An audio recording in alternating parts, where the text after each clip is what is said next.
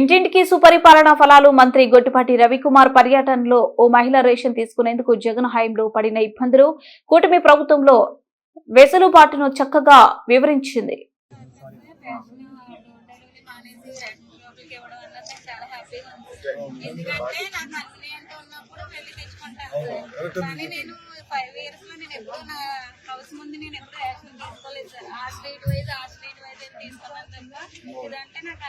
అదే నీకు ఎప్పుడు పని ఖాళీగా ఉన్నప్పుడు వెళ్ళిపోయి షాప్కి వెళ్ళి తెచ్చుకుంటాం.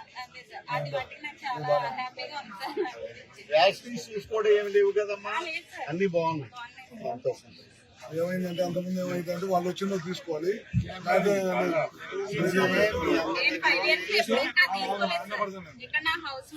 పేరు కదా కానీ